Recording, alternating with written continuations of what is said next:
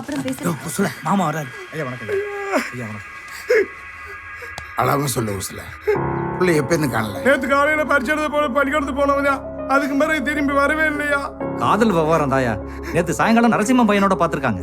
என் பொண்ணு சின்ன பொண்ணுங்க, விவரம் தெரியாதவ. அந்த பையன் என்னென்னமோ சொல்லி ஏமாத்தி கூட்டிட்டு போயிருக்காங்க. என் பொண்ணு இப்படி பண்ணும் நான் நினைச்சு கூட பாக்கலையா? என் தப்புனா தான் பொண்ணு ஓடி பொண்ணு நினைச்சு போனா ஆறுதல் சொன்ன மாமா. பொண்ணுங்களை காலகாலத்துல கல்யாணம் பண்ணி கொடுக்காம படிக்க வச்சா இப்படிதான் நடக்கும். இந்த வருஷம் 12வது முடிக்கணும் கட்டி கொடுத்து போடும் நினைச்சுக்கிறேன்.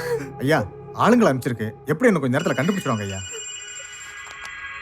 ஹலோ சரி சொல்லிடுறேன். ஐயா ஏட்டு பேசினாரு. பொண்ணு பையனும் ஸ்டேஷன்ல இருக்காங்களா? அப்ப வாங்க போய் கூட்டு வந்துரும். விஷயம் டிஎஸ்பி வரைக்கும் போயிடுச்சுங்க ஐயா. பழையாள்லாம் பரவாயில்ல, புது டிஎஸ்பி ஒரு மாதிரி ஒன்றும் செய்ய முடியாது. எதுவும் செய்ய முடியாதா? ஒண்ணு செய், காக்கி சட்டியை கழட்டி போட்டுட்டு நாளையில இருந்து கரை வெட்டியை கட்டிங்க. சிரிக்காதியா ஐயா, நம்மளத்த ஒண்ணுக்கு ஆகாதவங்கன்னு அசிங்கப்படுத்துறாங்க. நீங்க முன்னாடி ஸ்டேஷனுக்கு போங்க. நான் மட்டும் போய் என்ன பண்ண போறேன்? அன்பு அனுப்புறைய அவன் வந்தாலே நான் வந்த மாதிரி. மாமா ஏட்டு ஒன்றும் செய்ய முடியாதுன்னு சொன்னப்ப நான் அன்புக்கு ஃபோன் போட்டேன். மாப்பிள்ளை ஸ்டேஷன் போறேன்ட்டாப்ல. நான் உன்னை திட்டினாலே அவருக்கு மனசு தாங்காதேடி.